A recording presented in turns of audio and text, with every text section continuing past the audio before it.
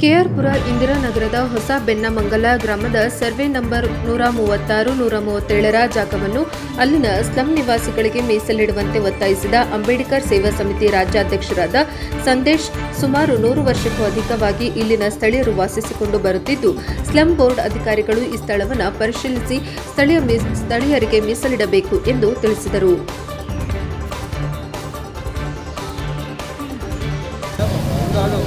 Sir, Bengaluru ನಗರ ಜಿಲ್ಲೆ ಹೊಸ ಬೆನ್ನಮಂಗಲ ಗ್ರಾಮ ಅಂದರೆ ಇದು ಫುಲ್ ಎಲ್ಲ ಸ್ಲಮ್ ಏರಿಯಾ. ಈ ಜಾಗ ಸರ್ವೆ ನಂಬರ್ ಜಾಗ.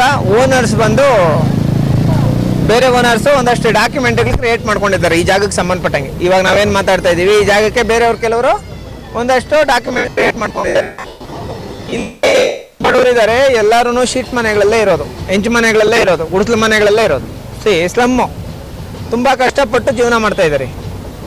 ಇಲ್ಲಿ ಒಂದು ಮನೆ ಕಟ್ಕೊಳಕ್ಕೆ ಹೋದಾಗ ಒಂದಷ್ಟು ಜನ ಸ್ಟೇಟಸ್ಕೋ ಇದೆ, ಪಾಪ ಇವ್ರಿಗೆ ಹೈಕೋರ್ಟ್ ಸ್ಟೇಟಸ್ಕೋ ಅದ್ರ ಬಗ್ಗೆ ಒಂದಷ್ಟು ವಿಚಾರಗಳು ಗೊತ್ತಿಲ್ಲ.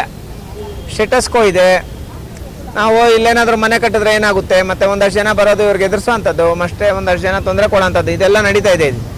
ಈ ವಿಚಾರಕ್ಕೆ ಸಂಬಂಧಪಟ್ಟಂಗೆ ನಮಗೆ ಈ ಎಲ್ಲ ಗ್ರಾಮಸ್ಥರು ಬಂದು ಈ ಜಾಗಗಳನ್ನ ಉಳಿಸ್ಕೊಡ್ಬೇಕು, ಇದಕ್ಕೊಂದು ಹಕ್ಕುಪತ್ರ ಕೊಡಬೇಕು, ಈ ಜಾಗಗಳಲ್ಲಿ ನಮ್ಗೆ ಮನೆಗಳು ಕಟ್ಕೊಳ್ಳೋದಕ್ಕೆ ಅನುಕೂಲ ಮಾಡಿಕೊಡ್ಬೇಕು ಅಂತ ಹೇಳ್ಬಿಟ್ಟು ಹೇಳಿದ್ದಾರೆ. ನಾವು ಇವತ್ತಿಂದ ಈ ಹೋರಾಟ ಶುರು ಮಾಡಿ ಕೇವಲ 3 ತಿಂಗಳಲ್ಲಿ ಈ ಗ್ರಾಮಕ್ಕೆ ಸಂಬಂಧಪಟ್ಟಂಗೆ ನಾನು ಹಕ್ಕುಪತ್ರಗಳನ್ನ ಇಶ್ಯೂ ಮಾಡಿಸೋವಂಥದ್ದು, ಇವ್ರ ಪರವಾಗಿ ನಿಂತ್ಕೊಂಡು ಹಂತವಾಗಿ ಹೋರಾಟ ಮಾಡೋವಂಥ ಕೆಲಸನ ಅಂಬೇಡ್ಕರ್ ಸೇವಾ ಸಮಿತಿಯಿಂದ ನಿರಂತರವಾಗಿ ಮಾಡ್ತೀವಿ. ಯಾವುದೇ ಕಾರಣಕ್ಕೂ ಬಿಡಲ್ಲ. ಹಕ್ಕುಪತ್ರಗಳಿಗೋಸ್ಕರ, ಇವ್ರ ಮನೆಗಳು ಉಳಿಸೋದಕ್ಕೋಸ್ಕರ ಏನು ಬೇಕಾದರೂ ಮಾಡೋದಕ್ಕೆ ರೆಡಿ ಇದ್ದೀವಿ. ಈ ಕೂಡಲೇ ಜಿಲ್ಲಾಡಳಿತ ಮನಸ್ಸು ಮಾಡಿ ಇವ್ರಿಗೇನಾದರೂ ಹಕ್ಕುಪತ್ರಗಳು ಕೊಟ್ಟು, ಅವ್ರು ಯಾರು ನಿಜವಾದ ಹೋರಾಟಗಾರರು, ಅವ್ರ ಡಾಕ್ಯುಮೆಂಟ್ ಕರೆಕ್ಟಾಗಿದ್ದರೆ ಅವ್ರಿಗೆ ಪರಿಹಾರ ಕೊಡಲಿ. ಆದರೆ ಈ ಮನೆಗಳಲ್ಲಿ ವಾಸ ಮಾಡ್ತಾ ಇರೋಂಥ ಬಡವ್ರಿಗೆ ಉಳಿಸ್ಕೊಡ್ಲಿ ಅಂತ ಹೇಳ್ಬಿಟ್ಟು ಈ ಮುಖಾಂತರ ಮನವಿ ಮಾಡ್ತಾ ಇದ್ದೀನಿ. ಒಂದು. ಎರಡನೇ ವಿಚಾರ, ಈಗ ಓನರ್ಸ್ ಅಂತ ಹೇಳ್ಬಿಟ್ಟು ಯಾರು ಹೇಳ್ಕೊಳ್ತಾ ಇದ್ದಾರೆ, ಇವರು ಒಂದಷ್ಟು ನಕಲಿ ಡಾಕ್ಯುಮೆಂಟ್ ಸೃಷ್ಟಿ ಮಾಡಿದ್ದಾರೆ ಅಂತ ಹೇಳ್ಬಿಟ್ಟು ಹೇಳ್ತಾ ಇದ್ದಾರೆ. ಇದು ರೀಜನಲ್ ಕಮಿಷನರ್ ಅವ್ರು ಪರಿಶೀಲನೆ ಮಾಡಿ, ಅದಕ್ಕೆ ಸಂಬಂಧಪಟ್ಟಂಗೆ ಒಂದು ರೀಜನಲ್ ಕಮಿಷನರ್ ಅವರು ಪರಿಶೀಲನೆ ಮಾಡಿ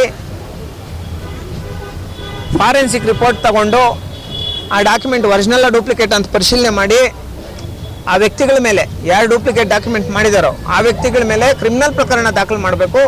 ಇಲ್ಲಿರೋಂಥ ನಿಜವಾದ ಬಡವರು ಸುಮಾರು 150 ವರ್ಷಗಳಿಂದ ಇಲ್ಲಿದ್ದಾರೆ. ಈ ಬಡವರಿಗೆ ಈ ಒಂದು ಮನೆಗಳಿಗೆ ಒಂದು ಹಕ್ಕುಪತ್ರನ ಕೊಡಬೇಕು. ಅಲ್ಲಿ ತನಕ ಯಾವುದೇ ಕಾರಣಕ್ಕೂ ಹೋರಾಟ ಬಿಡಲ್ಲ. ನಿರಂತರವಾಗಿ ಹೋರಾಟ ಮಾಡಿ ಈ ಗ್ರಾಮಸ್ಥರಿಗೆ ನ್ಯಾಯ ಕೊಡಿಸ್ತೀವಿ. Thank you so much. ಜೈ ಭೀಮ್.